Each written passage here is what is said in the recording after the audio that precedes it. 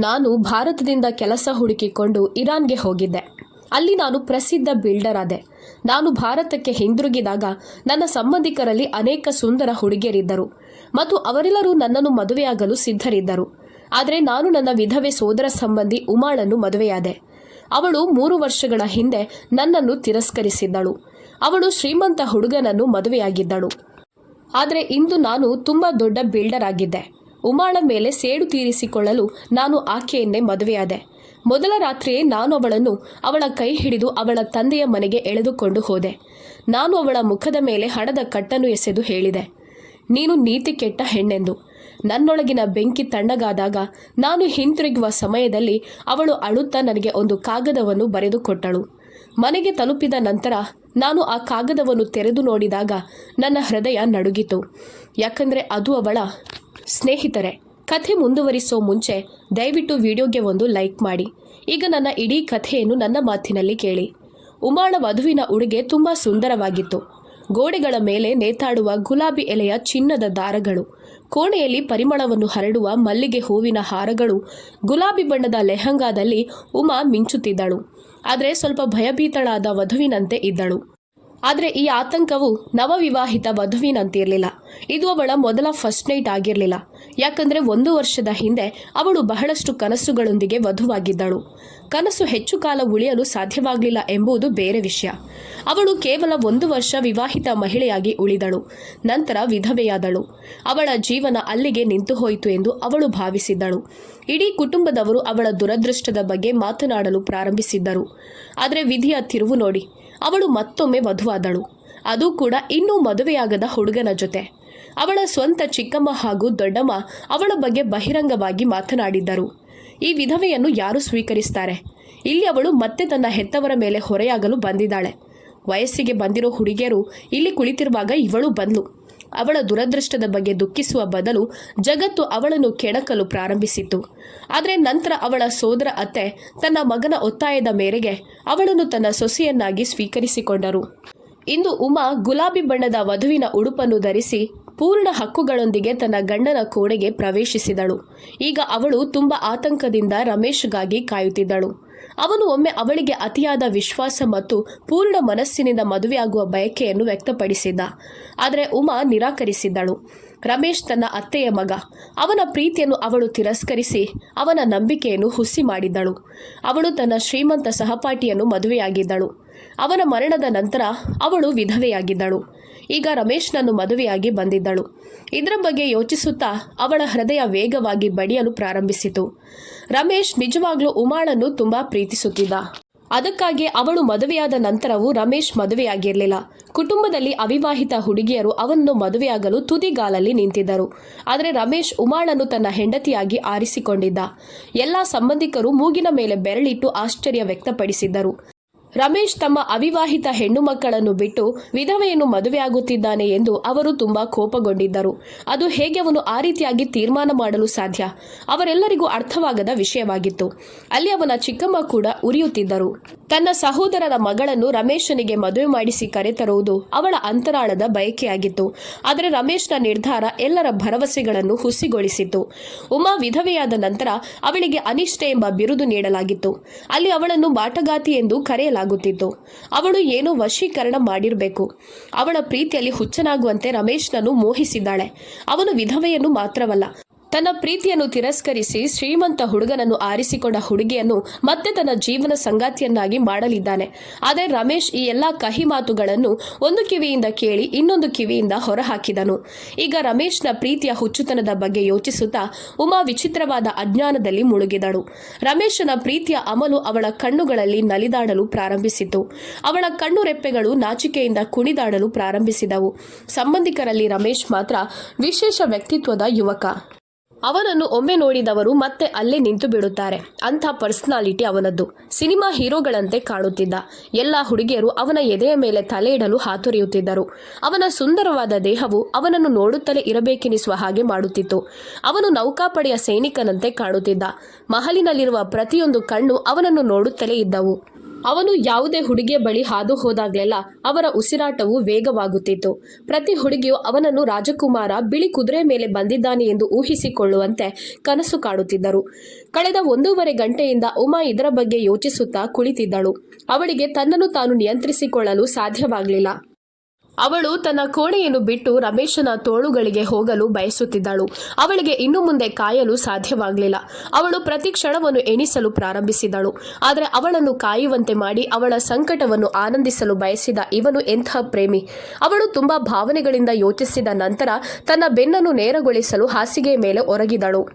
ಅವಳು 2 ಗಂಟೆಗಳ ಕಾಲ ಅವನಿಗಾಗಿ ಕಾಯುತ್ತಾ ಕುಳಿತಿದ್ದಳು. ಅವಳು ತನ್ನ ಮುಸುಕನ್ನು ಎತ್ತಿದ್ದಳು. ರಮೇಶ್ ತನ್ನ ಕೋಣೆಗೆ ಪ್ರವೇಶಿಸಬೇಕೆಂದು ಅವಳು ಬಯಸಿದ್ದಳು. ಇಂದು ಅವಳು ತುಂಬಾ ಮೇಕಪ್ ಹಚ್ಚಿರೋದ್ರಿಂದ ಅವಳ ಮುಖವನ್ನು ನೋಡಿದ ತಕ್ಷಣ ಅವನು ಹುಚ್ಚನಾಗಬೇಕು. ಅವಳ ಬಿಳಿ ಪಾದಗಳು ಮೆಹಂದಿಯಿಂದ ಮುಚ್ಚಲ್ಪಟ್ಟಿದ್ದವು. ರಮೇಶನ ಹೆಸರು ಅವುಗಳ ಮೇಲೆ ಬರೆಯಲ್ಪಟ್ಟಿತ್ತು. ಮದುವೆಯ ಸಮಯದಲ್ಲಿ ರಮೇಶ್ ತನ್ನ ಕೈಗಳಿಂದ ಅವಳಿಗೆ ಹಾಕಿದ್ದ ತನ್ನ ಬೆರಳಿನ ಹೊಳೆಯುವ ಉಂಗುರವನ್ನು ಅವಳು ನೋಡಿದಳು. ಆ ಕ್ಷಣವನ್ನು ನೆನಪಿಸಿಕೊಂಡ ತಕ್ಷಣ ಅವಳ ಹೃದಯವು ವಿಶೇಷ ಕಚಗುಳಿಯಿಂದ ತುಂಬಿತ್ತು. ಅವಳು ಇದ್ದಕ್ಕಿದ್ದಂತೆ ರಮೇಶ್ನ ಕೈಗಳ ಹಿಡಿತವನ್ನು ನೆನಪಿಸಿಕೊಂಡಳು ಮತ್ತು ಅವಳು ನಾಚಿಕೆಯಿಂದ ದ್ವಿಗುಣಗೊಂಡಳು. ಅವನ ಪ್ರೀತಿಯನ್ನು ಅನುಭವಿಸಿದ ಅವಳು ತನ್ನ ಬೆರಳಿನ ಮೇಲಿನ ಉಂಗುರವನ್ನು ತಿರುಗಿಸಲು ಪ್ರಾರಂಭಿಸಿದಳು. ರಮೇಶ್ ಇನ್ನೂ ಅವಳ ಪ್ರೀತಿಯಲ್ಲಿ ತೇಲುತ್ತಿದ್ದಾನೆಂದು ಅವಳಿಗೆ ಊಹಿಸಲು ಸಾಧ್ಯವಾಗಲಿಲ್ಲ. ಅವನು ಇಡೀ ಪ್ರಪಂಚದೊಂದಿಗೆ ಹೋರಾಡಿ ತನ್ನ ಗಂಡನಾಗಿದ್ದಾನೆ. ಅವರಿಬ್ಬರು ದೊಡ್ಡವರಾದಾಗ ರಮೇಶನ ಕಣ್ಣುಗಳು ಯಾವಾಗಲೂ ತನ್ನ ಮೇಲೆ ಕೇಂದ್ರೀಕರಿಸಿದ್ದವು ಎಂದು ಅವಳು ನೆನಪಿಸಿಕೊಂಡಳು. ಆ ಕಣ್ಣುಗಳು ಅವಮಾನಕರವೆಂದು ಅವಳು ಭಾವಿಸಿದ್ದಳು. ಕೆಲವೊಮ್ಮೆ ಅವಳು ಆ ಕಣ್ಣುಗಳೊಂದಿಗೆ ಗೊಂದಲಕ್ಕೊಳಗಾಗುತ್ತಿದ್ದಳು. ಆದರೆ ಇಂದು ಅದು ಅವಳ ಅದೃಷ್ಟವಾಗಿ ಮಾರ್ಪಟ್ಟಿತ್ತು. ಕೆಲವೊಮ್ಮೆ ಅವಳ ಕಣ್ಣುಗಳು ಕೆಳಕ್ಕೆ ಇಳಿಯುತ್ತಿದ್ದವು. ಕೆಲವೊಮ್ಮೆ ಅವು ಅನೈಚ್ಛಿಕವಾಗಿ ಬಾಗಿಲಿನ ಕಡೆಗೆ ನೋಡುತ್ತಿದ್ದವು. ಆ ಕ್ಷಣ ಹತ್ತಿರವಾಗಿತ್ತು. ರಮೇಶ್ ಬರುತ್ತಾನೆ, ಬಾಗಿಲು ತೆರೆಯುತ್ತಾನೆ ಮತ್ತು ಅವಳ ಜೀವನದ ಹೊಸ ಪ್ರಯಾಣ ಪ್ರಾರಂಭವಾಗುತ್ತದೆ ಎಂದು ಅವಳು ತಿಳಿದಿದ್ದಳು. ಅವಳ ಹೃದಯದ ಬಡಿತಗಳು ವೇಗವಾಗುತ್ತಿದ್ದವು. ಪ್ರತಿ ಹೃದಯ ಬಡಿತವು ಅವಳ ಹೆಸರನ್ನು ಕರೆಯುತ್ತಿದ್ದಂತೆ. ಈ ಸಂಜೆ ಮದುವೆಯ ನಂತರ ರಮೇಶ್ ಅವಳಿಗೆ ಹೇಳಿದ್ದು ಅವಳಿಗೆ ಇದ್ದಕ್ಕಿದ್ದಂತೆ ನೆನಪಾಯಿತು. ಅವನು ವಿಚಿತ್ರವಾದ ನಗುವಿನೊಂದಿಗೆ ಅವಳನ್ನು ನೋಡಿದನು. ಅವಳು ಗೊಂದಲಕ್ಕೊಳಗಾದಳು. ಆ ಕಣ್ಣುಗಳು ಒಂದು ಕ್ಷಣದಲ್ಲಿ ಅವಳ ಹೃದಯ ಬಡಿತವನ್ನು ನಿಲ್ಲಿಸಿದವು. ಆ ಆಳವಾದ ಅತ್ಯಂತ ಕಪ್ಪು ಕಣ್ಣುಗಳು ಅವಳನ್ನು ನೋಡಿದಾಗ ಉಮಾ ಅನೈಚ್ಛಿಕವಾಗಿ ತನ್ನ ಕಣ್ಣು ರೆಪ್ಪೆಗಳನ್ನು ಕೆಳಕ್ಕೆ ಇಳಿಸಿದಳು. ಆದರೆ ಅದರ ನಂತರ ಅವಳು ಇಡೀ ಸಭೆಯಲ್ಲಿ ತನ್ನ ಗಂಡನ ಉಪಸ್ಥಿತಿಯನ್ನು ಅನುಭವಿಸುತ್ತಲೇ ಇದ್ದಳು. ರಮೇಶ್ನ ಅಸ್ತಿತ್ವ, ಅವನ ರಹಸ್ಯ ನೋಟ, ಅವನು ಅವಳ ಹತ್ತಿರ ಬರುವಾಗ ಅವನ ಉಸಿರಾಟದ ಶಬ್ದವು ಅವಳ ಹೃದಯವನ್ನು ಚಂಚಲಗೊಳಿಸುತ್ತಿತ್ತು. ಅವಳು ತನ್ನ ಕೆಳತುಟಿಯನ್ನು ಕಚ್ಚಿದಳು. ಅವಳು ತನ್ನನ್ನು ತಾನು ಶಾಂತವಾಗಿರಿಸಿಕೊಳ್ಳಲು ಪ್ರಯತ್ನಿಸುತ್ತಿರುವಂತೆ ತನ್ನ ಮಡಿಲಲ್ಲಿ ಇರಿಸಿಕೊಂಡಿದ್ದ ಅವಳ ಕೈಗಳ ಬೆರಳುಗಳು ಪದೇ ಪದೇ ಒಂದಕ್ಕೊಂದು ಸಿಕ್ಕಿ ಹಾಕಿಕೊಳ್ಳುತ್ತಿದ್ದವು. ಅವಳ ಕಣ್ಣುಗಳು ಕೆಳಕ್ಕೆ ಇಳಿದವು. ಇದ್ದಕ್ಕಿದ್ದಂತೆ ಬಾಗಿಲು ತೆರೆಯುವ ಶಬ್ದವಾಯಿತು. ಉಮಾಳ ಹೃದಯವು ಒಂದು ಕ್ಷಣ ನಡುಗಿತು. ಅದು ರಮೇಶ್ ಆಗಿರಬೇಕು ಎಂಬ ಆಲೋಚನೆಯೊಂದಿಗೆ ಅವಳ ಹೃದಯ ಬಡಿತ ಹೆಚ್ಚಾದವು. ಬಾಗಿಲು ತೆರೆದ ತಕ್ಷಣ ರಮೇಶ್ ಒಳಗೆ ಬಂದ. ಅವಳು ಕಣ್ಣು ಮುಚ್ಚಿದಳು. ಆದರೆ ಹೆಜ್ಜೆಗಳ ಶಬ್ದವನ್ನು ಕೇಳಿದಾಗ ಅವನು ತನ್ನ ಹತ್ತಿರ ಬರುತ್ತಿರುವುದು ತಿಳಿಯುತ್ತಿದ್ದಂತೆ ಅವಳ ದೇಹದಲ್ಲಿ ನಡುಕ ಉಂಟಾಯಿತು. ಅವಳು ತನ್ನನ್ನು ತಾನು ನಿಯಂತ್ರಿಸಿಕೊಳ್ಳಲು ಪ್ರಯತ್ನಿಸುತ್ತಿದ್ದಳು. ಆದರೆ ಪ್ರಣಯದ ಮಾದಕತೆಯ ಹೊರೆ ಅವಳ ಭುಜಗಳನ್ನು ಬಗ್ಗಿಸಿತ್ತು. ಅವಳು ತನ್ನನ್ನು ತಾನೇ ಪ್ರೋತ್ಸಾಹಿಸಿಕೊಳ್ಳುತ್ತಿದ್ದಳು. ಅವಳ ಹೃದಯದಲ್ಲಿ ವಿಚಿತ್ರವಾದ ಬಿರುಗಾಳಿ ಬೀಸುತ್ತಿತ್ತು. ಆದರೆ ಅವಳ ಮುಖದಲ್ಲಿ ಏನು ಸ್ಪಷ್ಟವಾಗಿ ಕಾಣಲಿಲ್ಲ. ಅವಳು ತನ್ನ ಕೈಲಾದಷ್ಟು ಪ್ರಯತ್ನಿಸುತ್ತಿದ್ದಳು. ಅವಳು ತಲೆಯನ್ನು ಇನ್ನಷ್ಟು ಬಾಗಿಸಿದಳು. ಆದರೆ ಅವಳ ಕಿವಿಗಳು ರಮೇಶನ ಉಸಿರಾಟದ ಶಬ್ದವನ್ನು ಕೇಳಲು ಹಾತೊರೆಯುತ್ತಿದ್ದವು.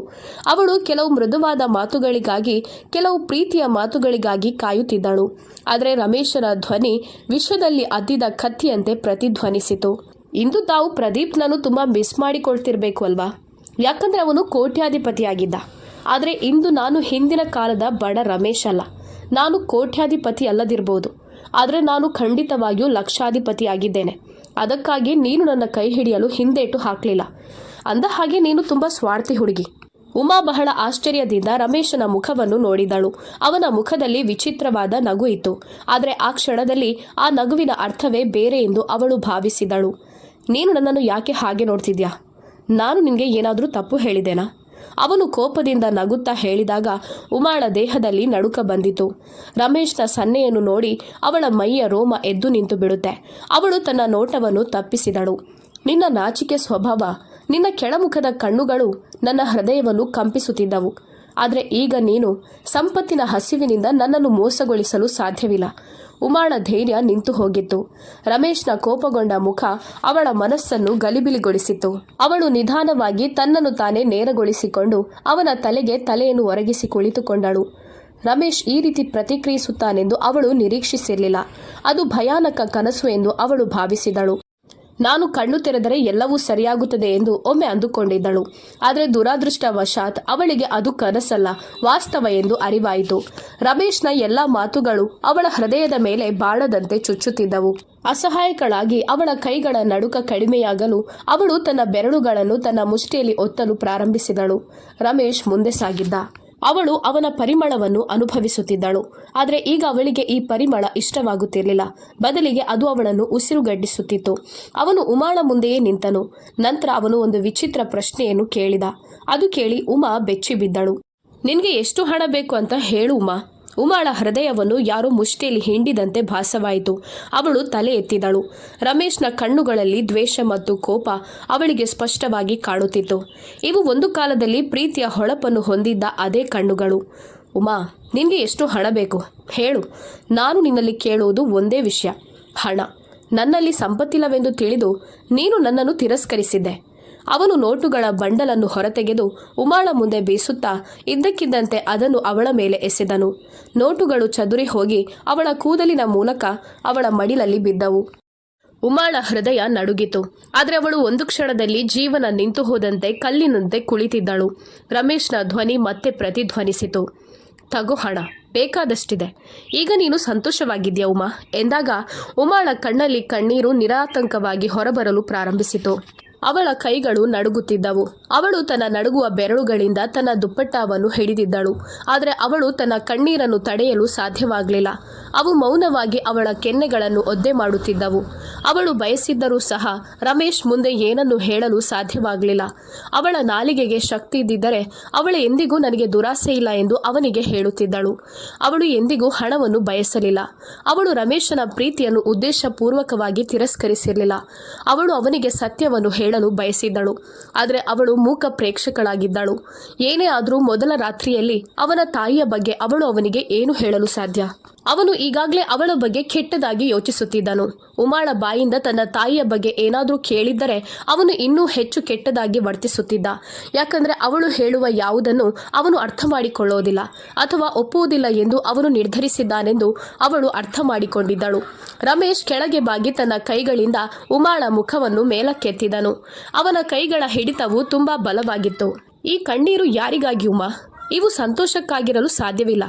ನಾನು ಯೋಚಿಸಿದಂತೆ ನಡೆಯಲಿಲ್ಲ ಅಂತ ವಿಷಾದಿಸುತ್ತಿರಬೇಕು. ಉಮಾ ಅವನ ಕಣ್ಣುಗಳನ್ನು ನೋಡುತ್ತಿದ್ದಳು. ಅಲ್ಲಿ ದ್ವೇಷವನ್ನು ಮಾತ್ರ ಕಂಡಳು. ಆದರೆ ಒಂದು ನೋವು ಕೂಡ ಅಡಗಿತ್ತು. ರಮೇಶ್ನ ತುಟಿಗಳಲ್ಲಿ ಕೋಪವಿತ್ತು. ಆದರೆ ಅವನ ಕಣ್ಣುಗಳಲ್ಲಿನ ನೋವು ಅವನ ತಾಯಿ ಅವನಲ್ಲಿ ತುಂಬಿದ ನೋವು ಮತ್ತು ಸತ್ಯವನ್ನು ತಿಳಿಯದೆ ತನ್ನ ತಾಯಿಯ ಮಾತುಗಳನ್ನು ಸತ್ಯವೆಂದು ನಂಬುವ ಮೂಲಕ ಅವನು ಇಂದು ಅವಳಿಗೆ ತುಂಬ ನೋವು ನೀಡುತ್ತಿದ್ದನು. ಕೆಲವರು ತಮ್ಮ ಸ್ವಂತ ವಿನಾಶವನ್ನು ತಮ್ಮ ಕೈಗಳಿಂದಲೇ ಬರೆದು ಅದರಲ್ಲಿ ಸುಟ್ಟು ಬೂದಿಯಾಗುತ್ತಾರೆ. ಮತ್ತು ಇಂದು ಇದೆಲ್ಲವೂ ರಮೇಶ್ನೊಂದಿಗೆ ನಡೆಯುತ್ತಿದೆ. ನಡುಗುತ್ತಾ ಉಮಾ ತನ್ನ ಮುಖವನ್ನು ಬಿಡಿಸಿಕೊಳ್ಳಲು ಪ್ರಯತ್ನಿಸಿದಳು ಮತ್ತು ಬೇಗನೆ ಎದ್ದು ಅಲ್ಲಿಂದ ಹೊರಡಲು ಪ್ರಾರಂಭಿಸಿದಳು. ಆದರೆ ರಮೇಶ್ ಉಮಾಳ ಕೈಯನ್ನು ಹಿಡಿದು, ನೀನೆಲ್ಲಿಗೆ ಹೋಗ್ತಿದ್ಯಾ? ಅವನ ಮಾತುಗಳು ಸ್ವಲ್ಪ ತಣ್ಣಗಾಗಿದ್ದವು. ನಾನೀಗ ನಿನ್ನ ನಿಜವಾದ ಬೆಲೆಯನ್ನು ಹೇಳಬೇಕು. ಈಗ ನನ್ನ ಹೃದಯದಲ್ಲಿ ನಿನ್ನ ಬೆಲೆ ಎಷ್ಟು? ಕನಿಷ್ಠ ಇದನ್ನು ತಿಳಿದುಕೋ. ಉಮಾ ಪ್ರಶ್ನಾರ್ಥಕ ಕಣ್ಣುಗಳಿಂದ ಅವನನ್ನು ನೋಡಿದಳು. ನಾನು ನಿನ್ನನ್ನು ನನ್ನ ಹೆಂಡತಿಯಾಗಿ ನೋಡ್ತಿಲ್ಲ. ರಮೇಶನ ಮಾತುಗಳು ಅವಳ ಹೃದಯವನ್ನು ಕಠಾರಿಯಂತೆ ಚುಚ್ಚುತ್ತಿದ್ದವು. ನಿನ್ನ ಮೇಲೆ ಸೇಡು ತೀರಿಸಿಕೊಳ್ಳಲು ಮಾತ್ರ ನಾನು ನಿನ್ನನ್ನು ಮದುವೆಯಾದೆ, ಅಲ್ಲದೆ ಹಿಂದಿನ ಪ್ರೀತಿಯ ಕಾರಣದಿಂದಲ್ಲ. ಆ ದಿನ ನಾನು ಅನುಭವಿಸಿದ್ದಕ್ಕಿಂತ ಹೆಚ್ಚಿನ ನೋವನ್ನು ಇಂದು ನಾನು ನಿನಗೆ ನೀಡಲಿದ್ದೇನೆ. ನಾನೀಗ ಗೆದ್ದಿದ್ದೇನೆ. ನೀನು ನನ್ನ ಹತ್ತಿರ ಬಂದಿದ್ಯಾ? ಅವನು ಹುಚ್ಚನಂತೆ ನಗಲು ಪ್ರಾರಂಭಿಸಿದನು. ನೀನೇನು ಯೋಚಿಸಿದ್ದಿ? ನೀನು ಮತ್ತೆ ಕೋಟ್ಯಾಧಿಪತಿಯನ್ನು ಪಡೆಯುತ್ತಿ. ಅದರ ಮೂಲಕ ನೀನು ನಿನ್ನ ಅಪೇಕ್ಷಿತ ಆಸೆಯನ್ನು ಪೂರೈಸುತ್ತಿ ಎಂದು. ಇದು ನಿನ್ನ ತಪ್ಪು ತಿಳುವಳಿಕೆ. ಇಂದಿನಿಂದ ನಿನ್ನ ಎಲ್ಲ ಐಷಾರಾಮಿ ಜೀವನದ ಕನಸು ಮರೆತು ಬಿಡು. ಮತ್ತು ಎಲ್ಲಕ್ಕಿಂತ ಹೆಚ್ಚಾಗಿ ಒಂದು ವಿಷಯವನ್ನು ಮನಸ್ಸಿನಲ್ಲಿಟ್ಟುಕೋ. ನೀನು ನನ್ನ ಹೆಂಡತಿಯಲ್ಲ, ಬದಲಾಗಿ ನೀನೊಬ್ಬಳು ವೇಶ್ಯೆ. ಈ ಮಾತು ಕೇಳಿ ಉಮಾ ನೋವಿನಿಂದ, ನೀವೇನು ಹೇಳ್ತಿದ್ದೀರಿ? ನಾವು ಮದುವೆಯಾಗಿದ್ದೇವೆ. ನಾನು ನಿಮ್ಮ ಹೆಂಡತಿ, ನಾನು ವೇಶ್ಯೆಯಲ್ಲ. ನೀವು ಸ್ವಲ್ಪ ವಾಸ್ತವಕ್ಕೆ ಬನ್ನಿ. ನೀವು ನನ್ನನ್ನು ಇಷ್ಟೊಂದು ಕೆಟ್ಟದಾಗಿ ಕರೆಯಲು ಸಾಧ್ಯವಿಲ್ಲ ಎಂದಳು. ನಿನ್ನ ಸ್ಥಾನಮಾನಕ್ಕೆ ಅನುಗುಣವಾಗಿ ನಾನು ನಿನಗೆ ಸ್ಥಾನಮಾನವನ್ನು ನೀಡುತ್ತೇನೆ. ವೇಶ್ಯೆಯು ಯಾರನ್ನಾದರೂ ಸಂತೋಷಪಡಿಸಿದಾಗ ಹಣವನ್ನು ತೆಗೆದುಕೊಳ್ಳುವಂತೆಯೇ ಅದೇ ರೀತಿಯಲ್ಲಿ ನೀನು ನನ್ನನ್ನು ಸಂತೋಷಪಡಿಸಿದಾಗ ನಿನಗೆ ಹೆಚ್ಚಿನ ಹಣವನ್ನು ನೀಡುತ್ತೇನೆ. ಇದನ್ನು ಕೇಳಿದ ಉಮಾಳ ದೇಹವು ನಡುಗಿತು. ನಂತರ ಧೈರ್ಯ ಎಲ್ಲಿಂದ ಬಂತು ಎಂದು ದೇವರೇ ಬಲ್ಲ. ಅವಳು ನಡುಗುವ ಕೈಗಳನ್ನು ಮೇಲಕ್ಕೆತ್ತಿ ರಮೇಶ್ನ ಮುಖಕ್ಕೆ ಹೊಡೆದಳು. ಆ ಕ್ಷಣ ಇಡೀ ಕೋಣೆ ಮೌನದಿಂದ ತುಂಬಿತು. ಈಗ ಅವರ ಉಸಿರಾಟದ ಶಬ್ದ ಮಾತ್ರ ಪ್ರತಿಧ್ವನಿಸ್ತಿತ್ತು. ರಮೇಶ್ ನಿಧಾನವಾಗಿ ಉಮಾಳ ಕೆನ್ನೆಯ ಮೇಲೆ ತನ್ನ ಕೈಯನ್ನು ಇಟ್ಟು ಆಶ್ಚರ್ಯದಿಂದ ಅವಳನ್ನು ನೋಡಿದನು. ನಂತರ ಅವಳ ಮುಖದಿಂದ ತನ್ನ ಕೈಯನ್ನು ತೆಗೆದು ಅವನು ತನ್ನ ಕುತ್ತಿಗೆಯನ್ನು ಬಲಕ್ಕೆ ತಿರುಗಿಸಿ ಅವಳ ತೋಳುಗಳನ್ನು ಅಲ್ಲಾಡಿಸಿದನು. ಅವನ ಕಣ್ಣುಗಳಲ್ಲಿ ಆಕ್ರೋಶದ ಬೆಂಕಿಯಿತ್ತು. ಉಮಾ 2 ಹೆಜ್ಜೆ ಹಿಂದಕ್ಕೆ ಇಟ್ಟಳು. ಅವಳಿಗೆ ಉಸಿರುಗಟ್ಟುತ್ತಿತ್ತು. ನಾನು ವೇಶ್ಯೆಯಲ್ಲ ರಮೇಶ್. ನೀವು ಆ ಉದ್ದೇಶದಿಂದ ನನ್ನನ್ನು ಮದುವೆಯಾಗಿದ್ದರೆ ನಮ್ಮಿಬ್ಬರ ಸಂಬಂಧ ಇಲ್ಲಿಗೆ ಕೊನೆಗೊಳ್ಳಲಿ. ನೀವು ನಮ್ಮ ಸಂಬಂಧಕ್ಕೆ ತಪ್ಪು ಅಡಿಪಾಯ ಹಾಕುತ್ತಿದ್ದೀರಾ ಎಂದು ಅವಳು ಕಿರುಚಿದಳು. ಆದರೆ ರಮೇಶ್ನನ್ನು ನೋಡಿದಾಗ ಅವನು ಅವಳ ಮಾತನ್ನು ಕೇಳುತ್ತಿಲ್ಲ ಎಂದು ತೋರುತ್ತಿತ್ತು. ಅವಳ ಕಣ್ಣುಗಳು ರಮೇಶ್ನ ಮುಖದ ಮೇಲೆ ನೆಟ್ಟಿದ್ದವು.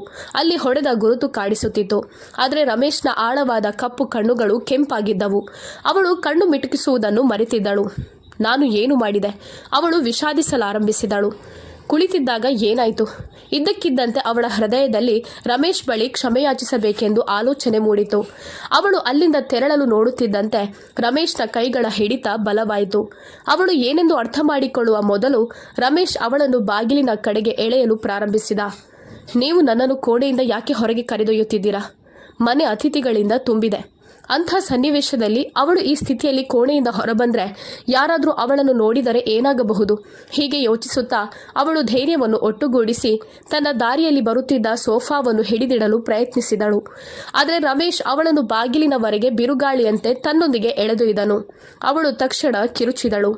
ನನ್ನನ್ನು ಬಿಟ್ಟು ಬಿಡಿ ರಮೇಶ್. ನೀವೇನು ಮಾಡ್ತಿದ್ದೀರಾ? ನನ್ನನ್ನು ಎಲ್ಲಿಗೆ ಕರೆದುಕೊಂಡು ಹೋಗ್ತಿದ್ದೀರಾ? ಅವಳ ಮಾತುಗಳು ನಡುಗುತ್ತಿದ್ದವು. ಅವಳ ಧ್ವನಿ ನಾಚಿಕೆ ಮತ್ತು ನೋವಿನಲ್ಲಿ ಮುಳುಗಿದಂತೆ ಇದ್ದವು. ಆದರೆ ರಮೇಶ್ ಬೆಂಕಿಯಲ್ಲಿದ್ದಂತೆ ಅವಳನ್ನು ಬಾಗಿಲಿನಿಂದ ಹೊರಗೆ ಎಳೆದನು. ಆದರೆ ಅವನು ಒಂದೇ ಒಂದು ಮಾತನ್ನು ಹೇಳಲಿಲ್ಲ. ಉಮಾ ಅವನ ವೇಗದ ಹೆಜ್ಜೆಗಳೊಂದಿಗೆ ತನ್ನನ್ನು ತಾನೇ ಎಳೆಯುತ್ತಿದ್ದಳು.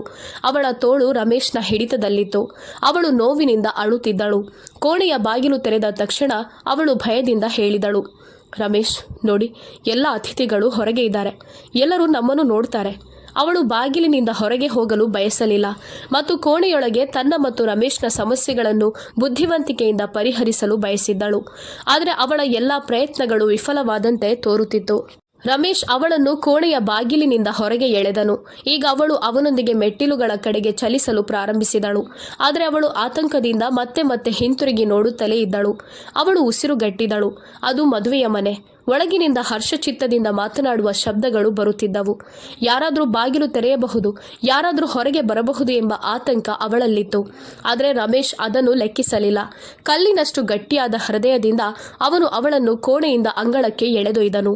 ಉಮಾಳ ಹೃದಯ ಸಂಕಟದಿಂದ ಮಿಡಿಯುತ್ತಿತ್ತು.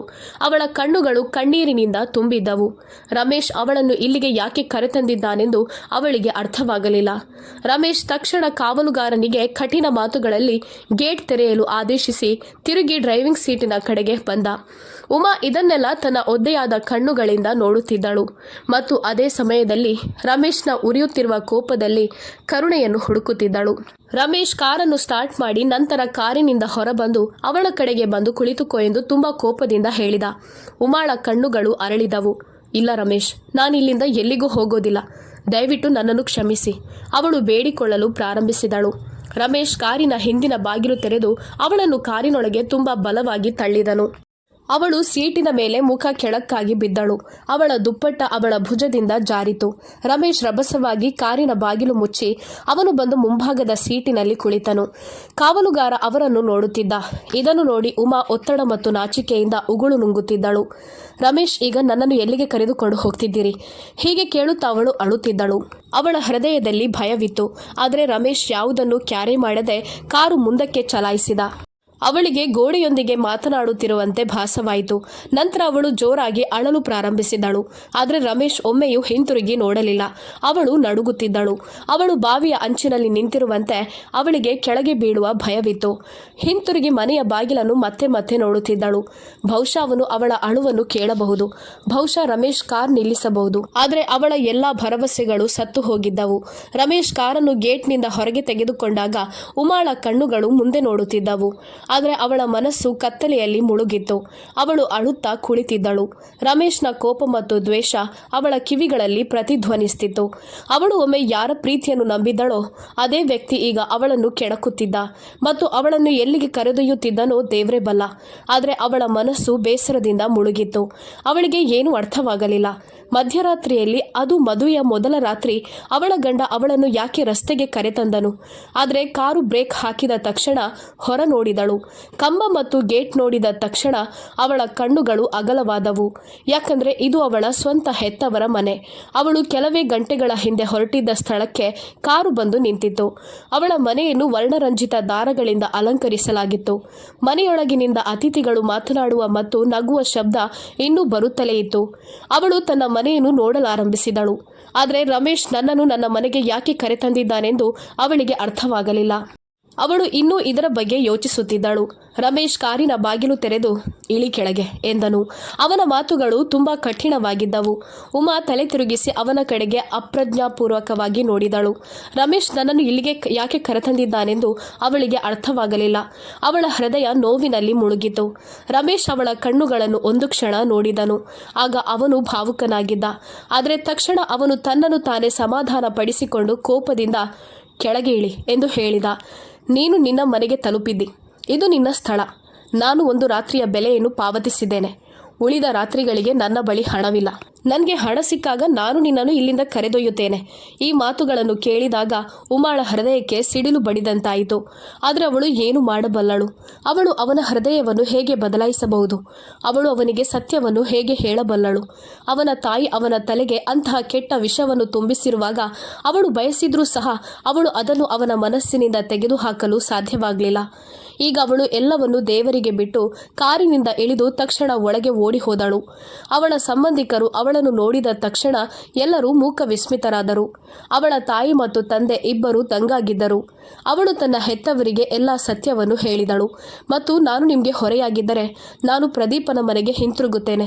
ಯಾಕಂದರೆ ಅಲ್ಲಿ ಜನರು ನನ್ನನ್ನು ಅರ್ಥ ಮಾಡಿಕೊಳ್ಳುತ್ತಾರೆ. ಆದರೆ ಪ್ರದೀಪ್ ಈ ಜಗತ್ತಿನಲ್ಲಿ ಇಲ್ಲ. ಆದರೆ ಅವನ ಪೋಷಕರು ನನ್ನನ್ನು ಅರ್ಥ ಮಾಡಿಕೊಳ್ಳುತ್ತಾರೆ. ಬಹುಶಃ ಅವರು ನನಗೆ ಉಳಿಯಲು ಒಂದು ಸ್ಥಳವನ್ನು ನೀಡುತ್ತಾರೆ. ಉಮಾಳ ತಾಯಿ ದಂಗಾಗಿದ್ದರು. ತಂದೆಯ ಪಾದದ ಕೆಳಗಿನಿಂದ ನೆಲ ಜಾರಿದಂತೆ ಭಾಸವಾಯಿತು. ಅವರ ಸ್ವಂತ ಸಹೋದರಿ ಅವರಿಗೆ ತುಂಬ ದ್ರೋಹ ಮಾಡಿದ್ದಾಳೆ. ಅವರು ಏನು ಮಾಡಲು ಸಾಧ್ಯ? ಅವರು ತನ್ನ ಮಗಳನ್ನು ತಬ್ಬಿಕೊಂಡು ಅಳಲು ಪ್ರಾರಂಭಿಸಿದರು. ಉಮಾಳನ್ನು ದುಃಖದಿಂದ ಹೊರತರಲು 1 ತಿಂಗಳು ಬೇಕಾಯಿತು. ಉಮಾಳ ತಾಯಿ ಹೇಳಿದರು, ಉಮಾ, ನೀನು ಎಲ್ಲಿಗೂ ಹೋಗಬೇಕಾಗಿಲ್ಲ. ನೀನು ನನ್ನೊಂದಿಗೆ ಇರು. ನೀನು ನನ್ನ ಮಗು. ದೇವರು ರಮೇಶ್ ಏನು ಮಾಡಿದ್ದಾನೋ ಅದಕ್ಕೆ ಖಂಡಿತವಾಗಿಯೂ ಶಿಕ್ಷೆ ನೀಡುತ್ತಾನೆ. ನಿಧಾನವಾಗಿ ಅವಳು ಚೇತರಿಸಿಕೊಳ್ಳಲು ಪ್ರಾರಂಭಿಸಿದಳು. ಉಮಾ ಪ್ರದೀಪ್ ಕೆಲಸ ಮಾಡುತ್ತಿದ್ದ ಅದೇ ಸ್ಥಳದಲ್ಲಿ ಕೆಲಸ ಮಾಡಲು ಪ್ರಾರಂಭಿಸಿದಳು. ಅವಳು ಮತ್ತೆ ರಮೇಶ್ ಜೊತೆ ಮಾತನಾಡಲು ಪ್ರಯತ್ನಿಸಲಿಲ್ಲ.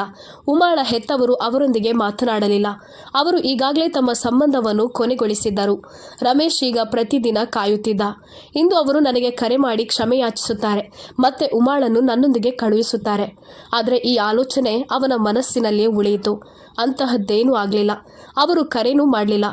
ಅಷ್ಟರಲ್ಲಿ ರಮೇಶನ ತಾಯಿಗೆ ಕಾಯಲು ಸಾಧ್ಯವಾಗಲಿಲ್ಲ. ಅವರು ತನ್ನ ಇನ್ನೊಂದು ಸಹೋದರನ ಮಗಳನ್ನು ಮನೆಗೆ ಕರೆದರು. ಅವರು ರಮೇಶನ್ನು ಹಿಂಬಾಲಿಸುತ್ತಲೇ ಇದ್ದರು. ಅವರು ಅವನಿಗೆ ಮೋಡಿ ಮಾಡಲು ಯತ್ನಿಸುತ್ತಿದ್ದರು. 3 ತಿಂಗಳ ನಂತರ ರಮೇಶ್ ಅಂತಿಮವಾಗಿ ತನ್ನ ತಾಯಿಯ ಮಾತುಗಳಿಗೆ ಒಪ್ಪಿಕೊಂಡನು. ಅವನು ತನ್ನ ಮಾವನ ಮಗಳನ್ನು ಮದುವೆಯಾದ. ಆ ದಿನ ಅವನ ಜೀವನದ ಅತ್ಯಂತ ಕೆಟ್ಟ ದಿನವಾಗಿತ್ತು. ಅವನು ಉಮಾಳನ್ನು ತುಂಬ ಮಿಸ್ ಮಾಡಿಕೊಳ್ಳುತ್ತಿದ್ದ. ಅವನು ತನ್ನ ಮನಸ್ಸಿನಲ್ಲಿ ತನ್ನ ತಾಯಿಯನ್ನು ಶಪಿಸುತ್ತಿದ್ದ. ನಾನು ತುಂಬ ಕೆಟ್ಟ ವ್ಯಕ್ತಿ. ನನ್ನ ಮನೆಗೆ ಬಂದ ಪ್ರೀತಿಯನ್ನು ನಾನು ತಿರಸ್ಕರಿಸಿದೆ. ಅವಳ ಪ್ರೀತಿಗಾಗಿ ನಾನು ತುಂಬ ಕಾದಿದ್ದೆ. ಆದರೆ ಅವಳು ನನ್ನನ್ನು ಭೇಟಿಯಾದಾಗ ನಾನು ಅವಳೊಂದಿಗೆ 2 ತಾಸು ಸರಿಯಾಗಿ ಮಾತನಾಡಲು ಸಹ ಸಾಧ್ಯವಾಗಲಿಲ್ಲ. ನನ್ನಷ್ಟು ಕೀಳು ವ್ಯಕ್ತಿ ಇರಲು ಸಾಧ್ಯವಿಲ್ಲ. ನಾನು ನನ್ನ ಸ್ವಂತ ಕೈಗಳಿಂದ ನನ್ನ ಸ್ವಂತ ಕಾಲಿಗೆ ಕೊಡಲಿಯಿಂದ ಹೊಡೆದಿದ್ದೇನೆ. ಅವನ ಮಾವನ ಮಗಳು ಜಾನಕಿ ತುಂಬ ಸುಂದರವಾಗಿದ್ದಳು. ಆದರೆ ರಮೇಶನಿಗೆ ಅವಳ ಯಾವುದೇ ಅಭ್ಯಾಸಗಳು ಇಷ್ಟವಾಗಲಿಲ್ಲ. ಜಾನಕಿಯ ದೈನಂದಿನ ಪ್ರವಾಸಗಳು, ಹೊರಗೆ ಊಟ ಮಾಡೋದು, ಮೇಕಪ್ ಮಾಡೋದು, ಜಂಬ, ಮನೆಯ ಕೆಲಸ ಯಾವುದೂ ಅವನಿಗೆ ಇಷ್ಟವಾಗಲಿಲ್ಲ. ಮದುವೆಯಾದ 15 ದಿನಗಳ ನಂತರ ರಮೇಶ್ ಮತ್ತು ಜಾನಕಿ ಪರಸ್ಪರ ಜಗಳವಾಡಲು ಪ್ರಾರಂಭಿಸಿದರು. ಅವಳು ರಮೇಶ್ನ ಮಾತುಗಳನ್ನು ನಿರ್ಲಕ್ಷಿಸುತ್ತಿದ್ದಳು. ಅವಳು ಕೇಳದೆಯೇ ತನ್ನ ಮನೆಗೆ ಹೋಗುತ್ತಿದ್ದಳು ಮತ್ತು ರಮೇಶ್ ಅವಳನ್ನು ಕರೆದುಕೊಂಡು ಹೋಗುವವರೆಗೂ ಮನೆಗೆ ಹಿಂತಿರುಗುತ್ತಿರಲಿಲ್ಲ. ಒಂದು ದಿನ ಜಾನಕಿ ಅಪರಿಚಿತ ಹುಡುಗನೊಂದಿಗೆ ಮಾತನಾಡುತ್ತಿರುವುದನ್ನು ಅವನು ನೋಡಿದನು. ಅವನು ಬಹುಶಃ ಅವಳ ಶಾಲಾ ಸ್ನೇಹಿತ ಅಥವಾ ಕಾಲೇಜು ಸ್ನೇಹಿತನಾಗಿರಬಹುದು. ಆದರೆ ಅವಳು ಆ ಹುಡುಗನೊಂದಿಗೆ ತುಂಬ ಹತ್ತಿರದಿಂದ ಮಾತನಾಡುತ್ತಿದ್ದ ರೀತಿ ಅವನ ಎದೆ ಉರಿದಿತ್ತು. ಆ ಹುಡುಗ ಬಹುಶಃ ಅವಳ ಹುಟ್ಟುಹಬ್ಬದ ಪಾರ್ಟಿಯಲ್ಲಿ ಒಬ್ಬ ಒಳ್ಳೆಯ ಸ್ನೇಹಿತ ಎಂದಿಗೂ ನೀಡಲಾಗದ ಉಡುಗೊರೆಯನ್ನು ಅವಳಿಗೆ ನೀಡಿದ್ದ. ಆ ಉಡುಗೊರೆಯನ್ನು ನೋಡಿದ ರಮೇಶ್ನ ಕಣ್ಣುಗಳು ಕೆಂಪಾಗಿದ್ದವು. ಯಾಕಂದರೆ ಅದು ಅಂತಹ ಉಡುಗೊರೆಯಾಗಿರಲಿಲ್ಲ. ಅದು ಜಾನಕಿಗೆ ಬ್ರ್ಯಾಂಡೆಡ್ ಕಂಪನಿಯ ಒಳ ಉಡುಪು ಮತ್ತು ವೇಸ್ಟ್ ಆಗಿತ್ತು. ಆ ದಿನ ರಮೇಶ್ ಅವಳ ಮೇಲೆ ಕೋಪಗೊಂಡು ಅವಳನ್ನು ಕೆಟ್ಟದಾಗಿ ಹೊಡೆದನು ಮತ್ತು ರಮೇಶ್ ಇದನ್ನು ತನ್ನ ತಾಯಿಗೆ ಹೇಳಿದಾಗ ಅವರು ಆಘಾತಕ್ಕೊಳಗಾಗಿದ್ದರು ಮತ್ತು ಜಾನಕಿಯನ್ನು ಗದರಿಸಿದ್ದರು. ಆದರೆ ಜಾನಕಿ ಬೈಯುವ ಹುಡುಗಿಯಲ್ಲ. ಅವಳು ತಕ್ಷಣ ರಮೇಶ್ನ ತಾಯಿಯ ಮೇಲೆ ಕೈ ಎತ್ತಿದಳು. ಅವಳು ಅತ್ತೆಯ ಕೂದಲನ್ನು ಹಿಡಿದು ಹೊಡೆಯಲು ಪ್ರಾರಂಭಿಸಿದಳು. ಇದೆಲ್ಲವೂ ಜಾನಕಿಯ ತಪ್ಪಾದರೂ ಅವಳು ಎಲ್ಲರೊಂದಿಗೆ ಜಗಳವಾಡಿದಳು. ರಮೇಶ್ನಿಂದ ಹೊಡೆತ ತಿಂದ ನಂತರ ಅವಳು ರಮೇಶ್ನ ತಾಯಿಯ ಮೇಲೆ ಸೇಡು ತೀರಿಸಿಕೊಳ್ಳುತ್ತಿದ್ದಳು. ಅವಳು ಪೊಲೀಸ್ ಕೇಸನ್ನು ದಾಖಲಿಸಿದ್ದಳು. ಪೊಲೀಸರು ಅವರ ಮನೆಗೆ ಕೂಡ ಬಂದಿದ್ದರು. ಜಾನಕಿ ತೀವ್ರವಾಗಿ ಗಾಯಗೊಂಡಿದ್ದರಿಂದ ಪೊಲೀಸರು ಅವರನ್ನು ಬಂಧಿಸಿದರು ಮತ್ತು ಜಾನಕಿಯ ತಾಯಿ ಕೂಡ ಅವರ ಮೇಲೆ ಕೋಪಗೊಂಡಿದ್ದರು. ಅವರು ಅವರ ವಿರುದ್ಧ ವರದಕ್ಷಿಣೆ ಪ್ರಕರಣವನ್ನು ದಾಖಲಿಸಿದ್ದರು. ಆದರೆ ರಮೇಶ್ ಮತ್ತು ರಮೇಶ್ ಅವರ ತಾಯಿ 1 ರೂಪಾಯಿ ಕೂಡ ವರದಕ್ಷಿಣೆ ತೆಗೆದುಕೊಳ್ಳದೆ ಮದುವೆ ಮಾಡಿಸಿದ್ದರು. ವಾಸ್ತವವಾಗಿ ಅವರು ಅವಳಿಗೆ 2 ಲಕ್ಷ ಮೌಲ್ಯದ ಚಿನ್ನವನ್ನು ಸಹ ನೀಡಿದರು. ಜಾನಕಿಗೆ ಅದು ಆಗಲೇ ಸಿಕ್ಕಿತು. ಈಗ ರಮೇಶ್ನ ತಾಯಿ ತನ್ನ ಮಗನಿಗಾಗಿ ಹಂಬಲಿಸುತ್ತಿದ್ದರು. ಅವರು ತಕ್ಷಣ ಉಮಾಳ ಮನೆಗೆ ಹೋದರು. ತನ್ನ ಸಹೋದರನ ಕಾಲಿಗೆ ಬಿದ್ದು ಅವರಿಗೆ ಇಡೀ ಕಥೆಯನ್ನು ಹೇಳಿದರು. ಉಮಾ ತನ್ನ ತಂದೆ ಮತ್ತು ತಾಯಿಯನ್ನು ತಡೆದಳು. ನಾವು ಈ ವಿಷಯದಲ್ಲಿ ಭಾಗಿಯಾಗುವ ಅಗತ್ಯವಿಲ್ಲ. ಈ ಜನರು ನಮ್ಮೊಂದಿಗಿನ ಸಂಬಂಧವನ್ನು ಕೊನೆಗೊಳಿಸಿದಾಗ ನಾವು ಅವರಿಗೆ ಜಾಮೀನು ಯಾಕೆ ತೆಗೆದುಕೊಳ್ಳಬೇಕು? ಜಾನಕಿ ತಂದೆ ಕೂಡ ನಿಮ್ಮ ಸಹೋದರ. ನೀವು ಯಾರ ಪರವಾಗಿ ಮಾತನಾಡುತ್ತೀರಿ? ಉಮಾ ಹೇಳಿದ್ದು ಸರಿಯಾಗಿತ್ತು. ರಮೇಶ್ ಉಮಾಳೊಂದಿಗಿನ ಎಲ್ಲ ಸಂಬಂಧವನ್ನು ಮುರಿದು ಅವಳನ್ನು ಅಲ್ಲೇ ಬಿಟ್ಟು ಹೋದವನಿಗೆ ಯಾಕೆ ಜಾಮೀನು ನಿಲ್ಲಬೇಕು? ನಂತರ ಎಲ್ಲ ಸಂಬಂಧಿಕರು ಒತ್ತಡ ಹೇರಲು ಪ್ರಾರಂಭಿಸಿದರು. ಉಮಾ ವಿಚ್ಛೇದನ ಪಡೆದಿಲ್ಲ ಅಥವಾ ರಮೇಶ್ ಉಮಾಳಿಗೆ ವಿಚ್ಛೇದನ ನೀಡಿಲ್ಲ. ನೀವು ಇದನ್ನು ದೊಡ್ಡ ವಿಷಯವನ್ನಾಗಿ ಮಾಡುವ ಅಗತ್ಯವಿಲ್ಲ. ನಿಮ್ಮ ಅಳಿಯನ ಜಾಮೀನು ಪಡೆದು ವಿಷಯವನ್ನು ಇಲ್ಲಿಗೆ ಮುಗಿಸಿ. ರಮೇಶ್ ತಾಯಿ ಉಮಾಳ ಮನೆಯಿಂದ ಅಳುತ್ತಾ ಹಿಂತಿರುಗಿದರು. ಯಾಕಂದರೆ ಉಮಾಳ ತಂದೆ ಸ್ಪಷ್ಟವಾಗಿ ನಿರಾಕರಿಸಿದ್ದರು. ಅವರು ಅವರೊಂದಿಗೆ ಬರಲಿಲ್ಲ. ರಮೇಶ್ ತಾಯಿ, ಜಾನಕಿಯ ತಂದೆ, ಉಮಾಳ ತಂದೆ ಈ ಮೂವರು ಒಡ ಹುಟ್ಟಿದವರು. ಇಬ್ಬರು ಸಹೋದರಿಯರು ಒಂದಾಗಿ ಸಹೋದರನನ್ನು ಬೇರ್ಪಡಿಸಿದ್ದರು ಮತ್ತು ಜಾನಕಿ ತನ್ನ ನಿಜವಾದ ಬಣ್ಣವನ್ನು ತೋರಿಸಿದಾಗ ಅವರು ದಿಗ್ಭ್ರಮೆಗೊಂಡರು. ಜಾನಕಿ ತುಂಬ ಹಾಳಾದ ಹುಡುಗಿ. ಅವಳಿಗೆ ಅನೇಕ ಗೆಳೆಯರಿದ್ದರು ಮತ್ತು ಅವಳು ಅವರೆಲ್ಲರಿಂದಲೂ ಹಣವನ್ನು ತೆಗೆದುಕೊಂಡು ಆ ಹಣವನ್ನು ತನ್ನ ಫ್ಯಾಷನ್ ಮತ್ತು ಮೇಕಪ್ಗಾಗಿ ಖರ್ಚು ಮಾಡುತ್ತಿದ್ದಳು. ರಮೇಶನಿಗೆ ಈ ವಿಷಯ ತಿಳಿದಾಗ ಅವನು ಕೋಪಗೊಂಡನು. ಅವನು ಜಾನಕಿ ಮೇಲೆ ಕೈ ಮಾಡಿದ್ದ. ಇಂದು ರಮೇಶ್ನ ತಾಯಿ ತನ್ನ ಮಗನಿಗಾಗಿ ಜೋರಾಗಿ ಅಳುತ್ತಿದ್ದರು. ಅವರು ತನ್ನ ಬಾಯಿಂದ ತನ್ನ ಅಪರಾಧವನ್ನು ಒಪ್ಪಿಕೊಂಡಿದ್ದರು. ನಾನು ಉಮಾಳಿಗಾಗಿ ಏನು ಹೇಳಿದ್ರು ಅದೆಲ್ಲವೂ ನನಗಾಗಿತ್ತು. ನಾನು ತಪ್ಪು ಮಾಡಿದೆ. ಉಮಾ ಶುದ್ಧವಾದ ಹುಡುಗಿ. ಅವಳು ನನ್ನನ್ನು ಇಷ್ಟಪಟ್ಟಿದ್ದಳು. ಆದರೆ ನನ್ನ ತಾಯಿ ವರದಕ್ಷಿಣೆ ದುರಾಸೆಗಾಗಿ ಇದೆಲ್ಲ ಮಾಡಿಸಿದರು. ಯಾಕಂದರೆ ರಮೇಶನ ಇನ್ನೊಂದು ಮಾವ ಅಂದರೆ ಜಾನಕಿ ತಂದೆ ಶ್ರೀಮಂತರಾಗಿದ್ದರು. ಮಾವ ಸರ್ಕಾರಿ ಕೆಲಸ ಮಾಡ್ತಿದ್ರು. ಜಾನಕಿ ತಾಯಿ ಕೂಡ ತುಂಬ ಬುದ್ಧಿವಂತ ಮಹಿಳೆ. ರಮೇಶ್ ವಿಧವೆಯನ್ನು ಮದುವೆಯಾಗಲು ಸಾಧ್ಯವಾದರೆ ನನ್ನ ಮಗಳು ಅವಿವಾಹಿತಳು ಮತ್ತು ಅವನನ್ನು ಮದುವೆಯಾದ ನಂತರ ನಾನವನಿಗೆ 1 ಪೈಸೆಯನ್ನು ಕೊಡುವ ಅವಶ್ಯಕತೆ ಇರಲ್ಲ ಅಂತ ಅವರಿಗೆ ತಿಳಿದಿತ್ತು. ಅವರು ತಕ್ಷಣ ತಮ್ಮ ಮಗಳನ್ನು ರಮೇಶನಿಗೆ ಮದುವೆ ಮಾಡಿಸಿದರು. ಜಾನಕಿಗೆ ತನ್ನ ಗಂಡನನ್ನು ನಿಯಂತ್ರಣದಲ್ಲಿಡಲು ಮತ್ತು ಅತ್ತೆಯೊಂದಿಗೆ ಹೆಚ್ಚು ಮಾತನಾಡದಂತೆ ಕಲಿಸಿದರು. ಅವಳು ಒಂದು ವಿಷಯ ಹೇಳಿದರೆ ಅವರು ಅವಳಿಗೆ 4 ವಿಷಯಗಳನ್ನು ಹೇಳುತ್ತಾರೆ. ರಮೇಶ್ನ ತಾಯಿ ಜಾನಕಿಯನ್ನು ತುಂಬ ಇಷ್ಟಪಡ್ತಿದ್ರು. ಕೊನೆಗೆ ಅತಿಯಾಸೆ ತಾಯಿ ಮತ್ತು ಮಗ ಇಬ್ಬರು ಕಣ್ಣೀರಿನಿಂದ ಮುಳುಗುವಂತೆ ಮಾಡಿತು. 1 ತಿಂಗಳು ಜೈಲಿನಲ್ಲಿದ್ದ ನಂತರ ರಮೇಶ್ ಹೊರಬಂದನು. ಅವನಿಗೆ ಜಾನಕಿ ಜೊತೆ ಬದುಕಲು ಇಷ್ಟವಿರಲಿಲ್ಲ. ಅವನು ಜಾನಕಿಗೆ ವಿಚ್ಛೇದನ ನೀಡಲು ಬಯಸಿದನು. ಅವನು ಬಂದ ತಕ್ಷಣ ಉಮಾಳ ಮನೆಗೆ ಹೋಗಿ ಉಮಾಳ ಕಾಲಿಗೆ ಬಿದ್ದು ಅಳಲು ಪ್ರಾರಂಭಿಸಿದ. ಉಮಾ, ನಾನು ನಿನ್ನನ್ನು ದೂಷಿಸಿದೆ. ನಾನು ನಿನ್ನನ್ನು ಕೆಟ್ಟ ಹೆಸರಿನಿಂದ ಕರೆದಿದ್ದೇನೆ. ನಾನು ಇದನ್ನೆಲ್ಲ ಮಾಡಿದ್ದು ನನ್ನ ತಾಯಿಯ ಒತ್ತಾಯದ ಮೇರೆಗೆ ಮಾತ್ರ. ಆ ಅಪರಾಧಕ್ಕೆ ನನಗೆ ಶಿಕ್ಷೆಯಾಗಿದೆ. ದಯವಿಟ್ಟು ನನ್ನನ್ನು ಕ್ಷಮಿಸು ಉಮಾ. ನೀನು ನನ್ನನ್ನು ಕ್ಷಮಿಸುವವರೆಗೂ ನಾನು ಇಲ್ಲಿಂದ ಕದಲೋದಿಲ್ಲ ಮತ್ತು 1 ತುತ್ತು ಅನ್ನವನ್ನು ತಿನ್ನೋದಿಲ್ಲ. ನಿನ್ನನ್ನು ಇಲ್ಲಿ ಬಿಟ್ಟು ಹೋದ ನಂತರ ನಾನು ಪ್ರತಿ ರಾತ್ರಿಯೂ ಬಳಲಿದ್ದೇನೆ. ಬಹುಶಃ ನೀನೊಮ್ಮೆ ನನಗೆ ಕರೆ ಮಾಡ್ಬೋದು. ಆಗ ನಾನು ನಿನ್ನನ್ನು ಕರೆದುಕೊಂಡು ಹೋಗಲು ಓಡಿ ಬರುತ್ತೇನೆ ಅಂದ್ಕೊಂಡಿದ್ದೆ. ಆದರೆ ನೀನು ಒಮ್ಮೆಯೂ ನನಗೆ ಕರೆ ಮಾಡಲಿಲ್ಲ ಮತ್ತು ಅದೇ ಬೆಂಕಿಯಲ್ಲಿ ಉರಿಯುತ್ತಲೇ ಇದ್ದೆ. ನನ್ನ ತಾಯಿ ನನ್ನ ಮೇಲೆ ಒತ್ತಡ ಹೇರಿದರು ಮತ್ತು ನಾನು ಜಾನಕಿಯನ್ನು ಮದುವೆಯಾದೆ. ಅದು ಅಲ್ಲದೆ ನಿನ್ನ ಅನುಮತಿಯನ್ನು ಪಡೆಯಲಿಲ್ಲ. ಆಗಲೂ ನಾನು ಮದುವೆ ಆಗುವಾಗ ನೀನಲ್ಲಿಗೆ ಬರ್ತೀಯಾ ಮತ್ತು ಈ ಮದುವೆ ಮಾಡಲು ಬಿಡೋದಿಲ್ಲ ಅಂತ ಗಲಾಟೆ ಮಾಡ್ತೀಯಾ ಅಂತ ಯೋಚಿಸ್ತಿದ್ದೆ. ಆದರೆ ನೀನು ಆ ದಿನವೂ ಬರಲಿಲ್ಲ ಮತ್ತು ನಾನು ಈ ಸ್ಥಿತಿಗೆ ತಲುಪಿದೆ. ಬಹುಶಃ ದೇವರು ಏನು ಮಾಡಿದ್ರೂ ಅವನು ಸರಿಯಾಗಿ ಮಾಡುತ್ತಾನೆ. ಆ ದಿನ ನನ್ನ ಹೆಂಡತಿ ಜಾನಕಿಯನ್ನು ಬೇರೆಯವರ ತೋಳುಗಳಲ್ಲಿ ನೋಡಿದಾಗ ನನ್ನ ಕಣ್ಣುಗಳು ತೆರೆದವು. ಆಗ ನಾನು ಸಂಕಟದಿಂದ ನಿನ್ನನ್ನು ನೆನಪಿಸಿಕೊಂಡೆ ಮತ್ತು ನಾನು ಮಾಡಿದ್ದನ್ನು ನಾನು ಪಡೆಯುತ್ತಿದ್ದೇನೆ ಎಂದು ಭಾವಿಸಿದೆ. ನಾನೊಬ್ಬ ಮುಗ್ಧ ವ್ಯಕ್ತಿಯನ್ನು ದೂಷಿಸಿದೆ. ನನ್ನನ್ನು ಕ್ಷಮಿಸು. ನನ್ನ ಪಾಪಗಳಿಗೆ ನನಗೆ ಶಿಕ್ಷೆಯಾಗಿದೆ. ನಾನು ಕೆಲಸಕ್ಕೆ ಹೋದಾಗಲೆಲ್ಲ ನಿಮ್ಮ ಮನೆಯ ಮುಂದೆ ಹೋಗುತ್ತಿದ್ದೆ. ಆಗ ನೀನು ನನ್ನನ್ನು ಭೇಟಿಯಾಗುತ್ತೀಯಾ ಎಂದು ತಿಳಿದುಕೊಂಡಿದ್ದೆ. ಆದರೆ ದೇವರು ಅದಕ್ಕೂ ಅವಕಾಶ ಕೊಡಲಿಲ್ಲ. ನಾನು ನಿನ್ನ ಬಗ್ಗೆ ಅನೇಕ ಸಂಬಂಧಿಕರಿಂದ ವಿಚಾರಿಸಿದೆ. ನೀನು ಪ್ರದೀಪ್ ಕೆಲಸ ಮಾಡುತ್ತಿದ್ದ ಸ್ಥಳದಲ್ಲಿ ಕೆಲಸ ಮಾಡ್ತಿದ್ಯಾ ಮತ್ತು ಅಲ್ಲಿ ನಿನ್ನನ್ನು ತುಂಬ ಗೌರವಿಸಲಾಗುತ್ತದೆ ಎಂದು ನನಗೆ ತಿಳಿದು ಬಂದಿತ್ತು. ನಾನು ನಿನ್ನ ಕೆಲಸದ ಜಾಗಕ್ಕೆ ಬಂದಿದ್ದೆ. ನಾನು ದೂರದಿಂದಲೇ ನಿನ್ನನ್ನು ನೋಡುತ್ತಿದ್ದೆ. ನಿನ್ನ ಮುಂದೆ ಬರಲು ನನಗೆ ಧೈರ್ಯವಿರಲಿಲ್ಲ. ನೀನು ನಿಜವಾಗಿಯೂ ಶೀಲವಂತ ಮಹಿಳೆ ಮತ್ತು ನಾನು ಇದಕ್ಕೆ ಸಾಕ್ಷಿ ಹೇಳುತ್ತೇನೆ. ನಾನು ನಿನ್ನನ್ನು ಕರೆದುಕೊಂಡು ಹೋಗಲು ಬಂದಿದ್ದೇನೆ. ನಾನು ನಿನ್ನನ್ನು ಕರೆದುಕೊಂಡು ಹೋಗದೆ ಬಿಡುವುದಿಲ್ಲ. ಸ್ನೇಹಿತರೆ, ಈಗ ನೀವೇ ಹೇಳಿ, ಈಗ ನಾನು ಅವರ ಜೊತೆ ಮನೆಗೆ ಹೋಗಿ ಅವರ ಜೊತೆ ನನ್ನ ಜೀವನವನ್ನು ಕಳೆಯಬೇಕಾ ಅಥವಾ ಬೇಡವಾ? ನಾನು ನನ್ನ ಜೀವನವನ್ನು ಹೀಗೆ ಕಳೆಯಬೇಕಾ? ಯಾಕಂದರೆ ನನಗೆ ಏನೂ ಚಿಂತೆ ಇಲ್ಲ. ನನ್ನ ಸಂಬಳವು ಚೆನ್ನಾಗಿದೆ. ಆದರೆ ನನ್ನ ಹೆತ್ತವರು, ನಿನ್ನ ಗಂಡ ನಿನ್ನನ್ನು ಕರೆದುಕೊಂಡು ಹೋಗಲು ಬಂದಿದ್ದರೆ ನೀನು ಅವನೊಂದಿಗೆ ಹೋಗಬೇಕು. ಯಾಕಂದರೆ ನನಗೆ 2 ತಂಗಿಯಂದಿರಿದ್ದಾರೆ ಮತ್ತು ಅವರು ಕೂಡ ಮದುವೆಯಾಗಲಿದ್ದಾರೆ ಅಂತ ಹೇಳ್ತಾರೆ. ಅಂದ ಹಾಗೆ ಅವರ ಮದುವೆಯಲ್ಲಿ ಯಾವುದೇ ಸಮಸ್ಯೆ ಇರೋದಿಲ್ಲ. ಯಾಕಂದರೆ ಪ್ರದೀಪ್ ಅವರ ಕುಟುಂಬವು ನನ್ನ 2 ಸಹೋದರಿಯರಿಗಾಗಿ ಪ್ರಸ್ತಾವನೆಯನ್ನು ತಂದಿದೆ. ಪ್ರದೀಪ್ ಅವರ ಕುಟುಂಬವು ನನ್ನನ್ನು ತುಂಬ ಪ್ರೀತಿಸುತ್ತದೆ. ನನ್ನ ಸಹೋದರಿಯರ ಮದುವೆಯಲ್ಲಿ ಯಾವುದೇ ಸಮಸ್ಯೆ ಇರೋದಿಲ್ಲ. ಅವರು ವಿದ್ಯಾವಂತರು ಮತ್ತು ಉದ್ಯೋಗಗಳನ್ನು ಹೊಂದಿದ್ದಾರೆ. ಆದ್ದರಿಂದ ನನ್ನ ಸಹೋದರಿಯರಿಂದಾಗಿ ನಾನು ನೆಲೆಸಬೇಕು ಎಂದು ಹೇಳುವುದು ಮೂರ್ಖತನ. ಅಂತಹದ್ದೇನೂ ಇಲ್ಲ. ಈಗ ನೀವೇ ಹೇಳಿ, ನಾನು ರಮೇಶ್ ಜೊತೆ ಹೋಗಬೇಕಾ? ರಮೇಶ್, ನೀನು ಕೆಲಸ ಮಾಡುವುದಕ್ಕೆ ನನಗೆ ಯಾವುದೇ ಅಭ್ಯಂತರವಿಲ್ಲ ಅಂತ ಹೇಳಿದ್ದಾರೆ. ನೀವು ನನ್ನ ವಿಡಿಯೋವನ್ನು ಎಲ್ಲಿ ನೋಡಿದರೂ ದಯವಿಟ್ಟು ಕಾಮೆಂಟ್ ಬಾಕ್ಸ್ನಲ್ಲಿ ನಿಮ್ಮ ನಗರ ಮತ್ತು ಜಿಲ್ಲೆಯ ಹೆಸರನ್ನು ಹೇಳಿ. ನಿಮ್ಮ ಕಾಮೆಂಟ್ಗಳನ್ನು ಓದೋದು ನಾನು ತುಂಬ ಆನಂದಿಸುತ್ತೇನೆ ಮತ್ತು ನಿಮ್ಮೆಲ್ಲರಿಗೂ ನನ್ನ ಪೂರ್ಣ ಹೃದಯದ ಧನ್ಯವಾದಗಳು.